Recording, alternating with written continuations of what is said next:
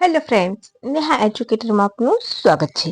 આજે હું તમારા માટે લઈને આવી છું 6 માર્ચ 2026 ના મહત્વના કરંટ અફેર્સ, જે તમારી આવનારી પરીક્ષામાં તમને ખૂબ ઉપયોગી થશે. પરંતુ એ પહેલા વિડીયોની લિંક મિત્રો સાથે શેર કરી દેજો, વિડીયોને લાઈક કરી દેજો અને હા, પીડીએફ તો તમને સાથે મળશે જ. તો ચલો ફટાફટ આપણે સમય બગાડ્યા વગર આજના પ્રથમ પ્રશ્ન તરફ આગળ વધીશું. અને હા, તમારે કંઈ બીજું નવું જોઈતું હોય, કંઈ જોઈતું હોય તો મને કમેન્ટ કરજો. હું જેટલું પણ બનશે એટલું મારાથી ટ્રાય કરીશ. ખરું ને ફ્રેન્ડ્સ? કારણ કે હું જ તમારા માટે ઓલ ઇન વન મેમ છું, તો થોડુંક વાર લાગે, રાઈટ? ખરું ને? તો થોડુંક તમે ચલાવી લેજો. ખરું ને ફ્રેન્ડ્સ? એટલું તમે મારી હેલ્પ કરશો તો મને પણ લાગશે કે ના, ચાલો તમે પણ મને સમજો છો. તો ચાલો આપણે આજનો પ્રથમ પ્રશ્ન જોઈશું. તાજેતરમાં કયું રાજ્ય રણજી ટ્રોફી 2025-26 જીત્યું છે? Option A Vidarbha, option B Karnataka, option C Jammu Kashmir, option D Gujarat. બોલો.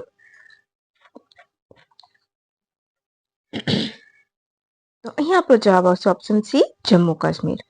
આ વર્ષે કોણ જીત્યું છે? જમ્મુ કાશ્મીર. કોને હરાવીને? તો કર્ણાટકને હરાવ્યું છે, રાઈટ? એટલે કે ઉપરનર કોણ થયું છે? તો કર્ણાટક. હવે એક સિનેરિયો એવો થઈ ગયો છે કે ગયા વર્ષનું પણ બધું પૂછાય છે, રાઈટ?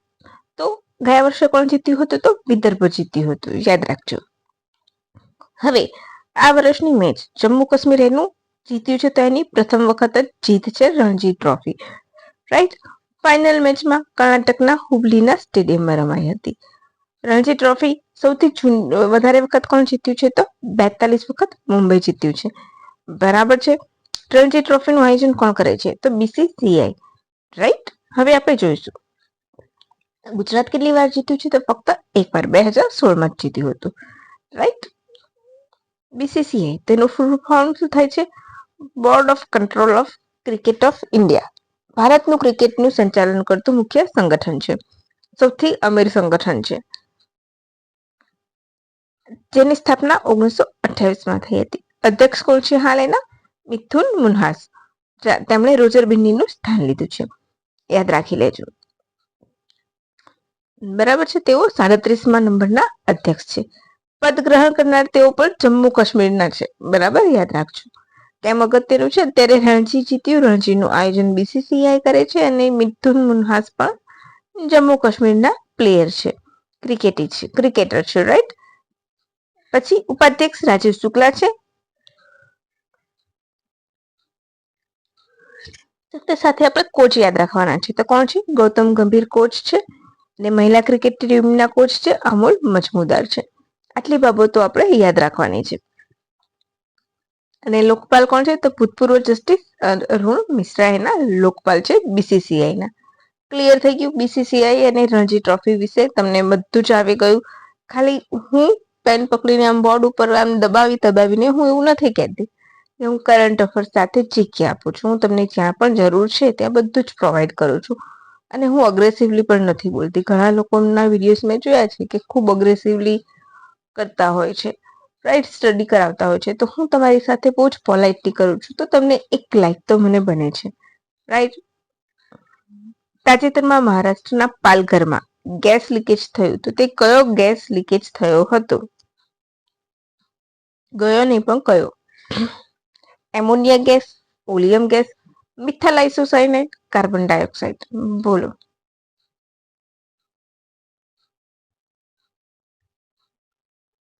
હાલ પાલઘરમાં દુર્ઘટના થઈ છે, તે ક્યાં કયો ગેસ લીક થયો હતો? તો ઓપ્શન બી ઓલિયમ, યાદ રાખજો.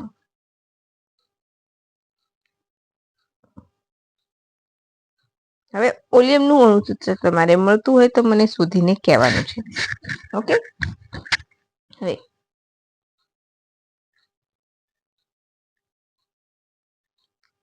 હાલ ભગરિયા ઇન્ડસ્ટ્રીઝ લિમિટેડ પાલઘર મહારાષ્ટ્ર ખાતે આવેલી છે. ત્યાં ગેસ ગળતર થયું હતું. એમાં 25 લોકોને સેફલી બહાર કાઢવામાં આવ્યા છે. આ ગેસ ફ્યુમિંગ સલ્ફ્યુરિક એસિડ ગેસ તરીકે વધારે જાણીતું છે. ગેસનો ઉપયોગ રસાયણ ઉદ્યોગમાં સલ્ફ્યુરિક એસિડ બનાવવા માટે થાય છે. હવામાં ભળતા તે સલ્ફર ડાયોક્સાઇડ અને સલ્ફર ઓક્સાઇડ છોડે છે, જેના કારણે ઝેરી બને છે. જ્યારે ગેસ ગળતર ઊભું થાય ત્યારે એક ફ્યુમ બને છે, એક શું કહેવાય, સ્મોગ ઊભું થાય છે, ધુમાડો, અને એ ત્યારે બનીને શરીરમાં જાય છે. તો ત્વચાની જ્યારે ઓલિયમ ગેસ લીકેજ થાય છે તો કેવું થશે કે ત્વચા અને આંખ ઉપર ઇરિટેશન થાય, ફેફસામાં જવાના કારણે શ્વાસ લેવામાં તકલીફ પડે ને મૃત્યુ પણ થઈ શકે છે. આ બધા થાય છે ઇશ્યુઝ. હવે ગેસ ગળતરની વાત નીકળી છે તો આપણે 1984માં 2 ડિસેમ્બરના રોજ મધ્યપ્રદેશના ભોપાલમાં મિથાઇલ આઇસોસાયનેટ ગેસ લીકેજ થયો હતો, રાઈટ? તો એ ઘટનાને પણ યાદ રાખી લેવી જોઈએ. પછી થર્ડ પ્રશ્ન, વાઇડ બ્રેડ ગેપ WG આધારિત ઇન્ટિગ્રેટેડ ડ્રાઇવ સિસ્ટમ મુખ્યત્વે કયા ક્ષેત્રમાં ઉપયોગી છે? તો option A solar panel, option B nuclear power માટે, ઓપ્શન સી ઇલેક્ટ્રિક વેહિકલ માટે, કે પછી ભારે વાહનો માટે. તો અહીંયા પણ 1 સેકન્ડ આપણો જવાબ આવી જશે, ઓપ્શન સી ઇલેક્ટ્રિક વેહિકલ માટે. ડન.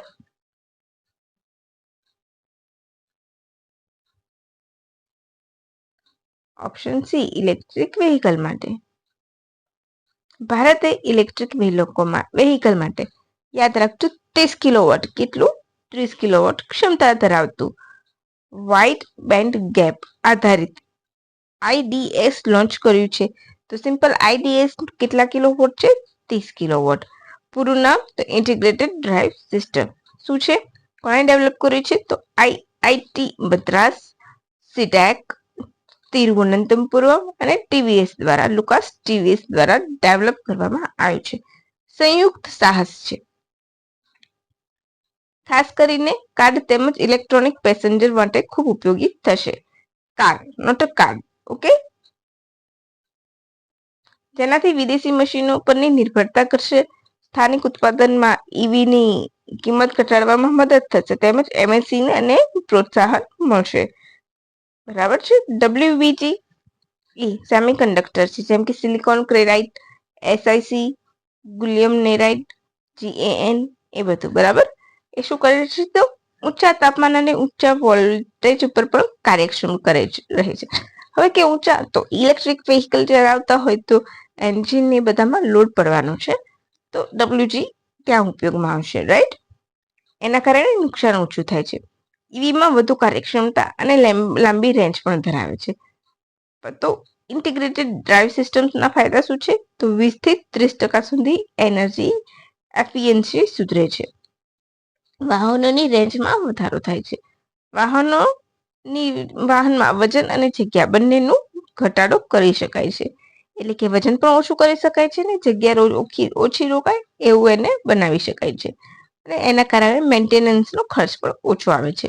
યાદ રાખી લેજો WBG અને IDCS શું કામ કરે છે, એના ફાયદા શું છે, પરફેક્ટલી યાદ રાખવાનું છે તમારે. હવે આ તમારું પ્રૂફ છે. ઓકે ઓકે, ચાલો. મોબાઈલ વર્લ્ડ કોંગ્રેસ 2026 ક્યાં યોજાય? Option A Geneva, option C Barcelona, option C Paris, option D Washington DC. તો અહીં આપણો જવાબ આવશે ઓપ્શન બી બાર્સિલોના, સ્પેન.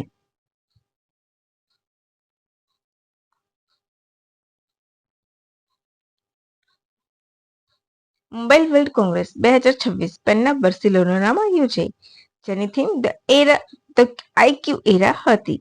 2 થી 5 સુધી યોજાઈ હતી. ભારત તરફથી સંચાર મંત્રી જ્યોતિર્મય રાવ સિંધિયાએ ભાગ લીધો હતો. તેમણે બ્રેકિંગ કોસ્ટ બેરિયર વિશે સંબોધન કર્યું હતું, તેમજ ભારત પેવેલિયનનું ઉદ્ઘાટન કર્યું હતું, જેમાં 40 કંપનીઓએ, એટલે કે ભારતીય કંપનીઓ, ભારત પેવેલિયનની વાત થતી હોય તો ભારતની કંપની હોય એટલું આપણે સમજવું જરૂરી છે.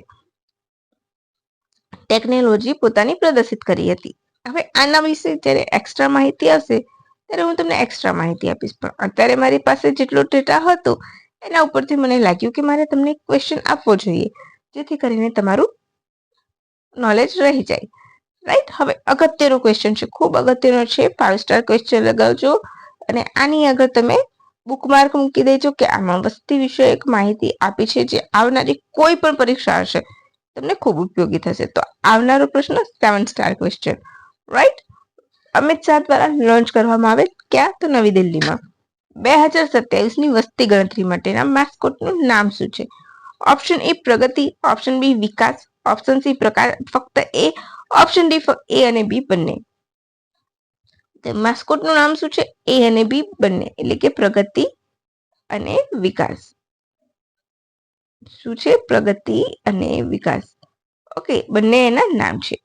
કેન્દ્રીય ગૃહમંત્રી અને સહકાર મંત્રી અમિત શાહે નવી દિલ્હીમાં વસ્તી ગણતરી 2027 માટેના ડિજિટલ સાધનોનું સોફ્ટ લોન્ચિંગ કર્યું હતું અને માસ્કોટ પ્રગતિ અને વિકાસનું અનાવરણ કર્યું હતું. આવી ગયું 3 વસ્તુ લોન્ચ કરી છે ડિજિટલ સાધનો. તો આજે આપણે એના વિશે આખી ડિટેલ લઈશું કે કયા ડિજિટલ સાધનો છે અને તેમાં શું કામ થશે. રાઈટ, 2027 ની વસ્તી ગણતરી વિશ્વની સૌથી મોટી ડિજિટલ વસ્તી ગણતરી કહેવામાં આવે છે. કયા નંબરની છે? 16મા નંબરની છે. સ્વતંત્ર ભારતની 8મી વસ્તી ગણતરી છે. યાદ રાખજો, આ બધું જ ડેટા હું તમને જે કહી રહી છું એ તમારે યાદ રાખવાનું છે. અત્યારે મેં તમને કોઈ જ જૂનો ડેટા નથી આપ્યો, પરંતુ નવો ડેટા આવશે એટલે નવો આપણે પૂરો આપીશું. કેમ? તો અત્યારે હાલ જૂનો તો તમને મગજમાં ફિટ થયેલો છે, રાઈટ. અને મારો આપવાનો અહીંયા કોઈ મતલબ પણ નહોતો. મારે તમને આના વિશે માહિતી આપી હતી. એટલે જો તમારે જૂના ડેટાની માહિતી જોઈતી હોય 2011 જ્યાં સુધી 27 ના આંકડા નહીં આવે ત્યાં સુધી આપણે એની ઉપર જ ચાલવું પડશે. તો તમારે જૂના ડેટાની માહિતી જોઈતી હોય તો મને કમેન્ટ બોક્સમાં કમેન્ટ કરી દેજો, હું તમને આપી દઈશ. એક અલગથી વિડીયો બનાવી દઈશ. પ્રથમ વસ્તી ગણતરી સંપૂર્ણ રીતે ડિજિટલ રીતે થશે આ વખત, પ્રથમ વખત. ઓકે, જનગણતરી માટે સંદર્ભ તારીખ 1 માર્ચ 2027 ના રોજ મધ્યરાત્રિનો 12 વાગ્યા હશે. તેમજ કેન્દ્ર શાસિત પ્રદેશ અને જમ્મુ કાશ્મીર, એટલે કે જ્યાં બરફ વિસ્તરેલા છે, હિમાચલ પ્રદેશ, ઉત્તરાખંડ જેવામાં ક્યારે થશે? સપ્ટેમ્બરમાં ચાલુ. અરે હા, મધ્યરાત્રિએ 1 માર્ચે શરૂ થશે, રાઈટ. પછી કેન્દ્ર શાસિત પ્રદેશ લદ્દાખ અને જમ્મુ કાશ્મીર, હિમાચલ પ્રદેશ અને ઉત્તરાખંડ બરફથી ઘેરાયેલામાં 1 ઓક્ટોબર 2026 ના રોજ શરૂ થશે. યાદ રાખજો, ઓફિશિયલી 1 માર્ચ 2027 થી, અને અમુક પ્રદેશોમાં જે ઠંડક હોય છે ત્યાં 2026 થી ચાલુ થઈ જશે, સપ્ટેમ્બર થી. સંદર્ભ તારીખ યાદ રાખજો. જનરલી એવું કહે છે કે સંદર્ભ તારીખ એટલે એ દિવસે એ વખતે જે વ્યક્તિ છે એ ત્યાં હાજર હતી એને વસ્તી ગણતરીમાં લેવામાં આવશે. 2027 ની વસ્તી ગણતરીમાં પ્રથમ વખત સેલ્ફ એનરોલમેન્ટ એટલે કે સ્વ ગણતરીનો વિકલ્પ પણ આપવામાં આવ્યો છે. સમગ્ર પ્રક્રિયા માટે અદ્યતન ડિજિટલ પ્લેટફોર્મ સીડેક. હવે તમારે મને સીડેક નું પૂરું નામ અને સીડેક ની સ્થાપના ક્યારે થઈ હતી એ મને આપવાનું છે.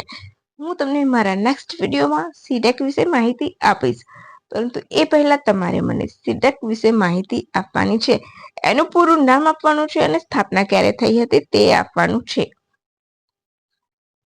આ વર્ષની ગણતરી માટે 2 માસ્કોટ લોન્ચ કરવામાં આવે છે, પ્રગતિ અને વિકાસ.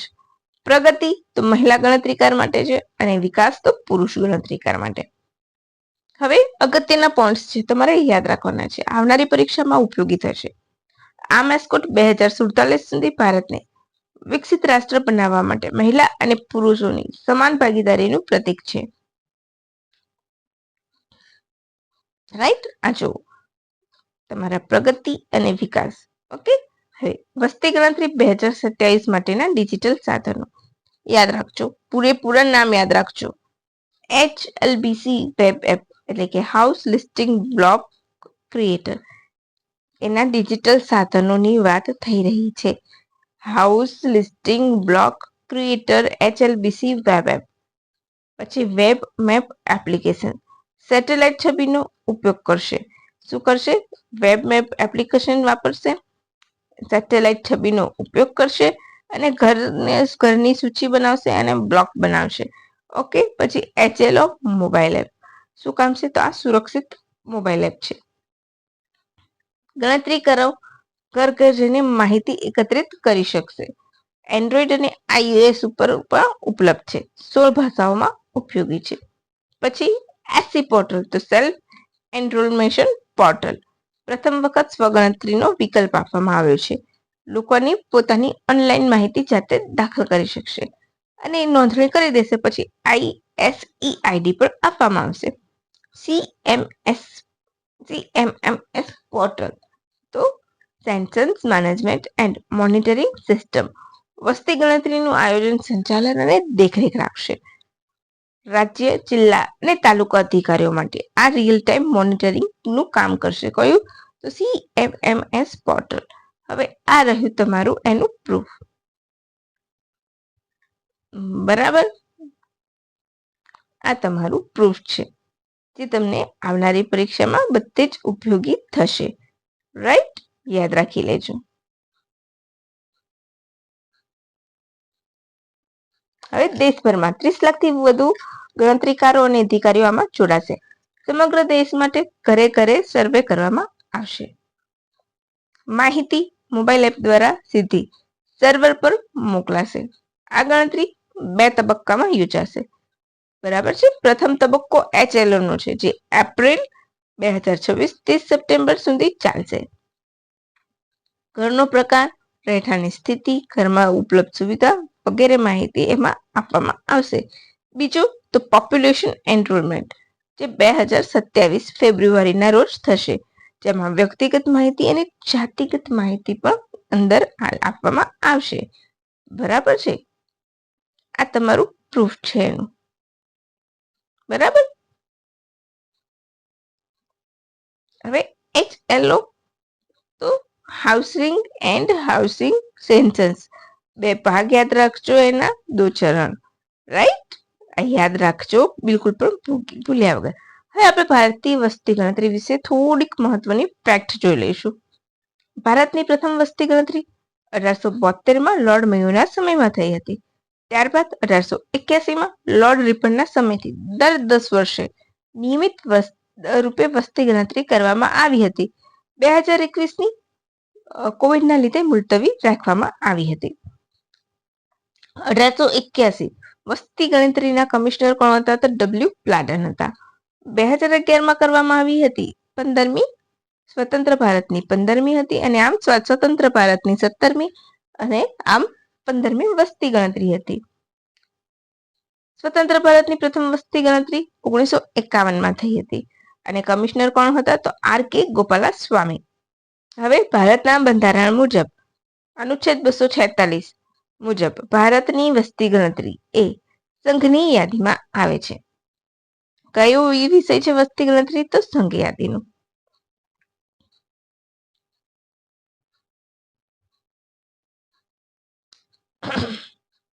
ભારતની વસ્તી ગણતરીનો ઉચ્ચતમ અધિકારી registrar general and sessions commissioner of India હોય છે. વસ્તી ગણતરી અધિનિયમ 1948 અને વસ્તી ગણતરી નિયમો 1990 વસ્તી ગણતરી હાથ ધરવા પર કાનૂની માળખું પૂરું પાડે છે. તો આજનો કરંટ અફેર અહીં પૂરો થાય છે. એમાં વસ્તી ગણતરીનો ટોપિક તમે 7 સ્ટાર લગાવજો, અને આવનારી બધી જ પરીક્ષામાં મોસ્ટલી આવશે જ ક્વેશ્ચન, તો યાદ રાખી લેજો. બરાબર છે. તો ચાલો ફ્રેન્ડ્સ, હવે રજા લઈશું. તમને મજા આવી હોય તો લાઈક કરજો, શેર કરજો, કમેન્ટ કરજો. By friends, thank you for watching my video and have a good day.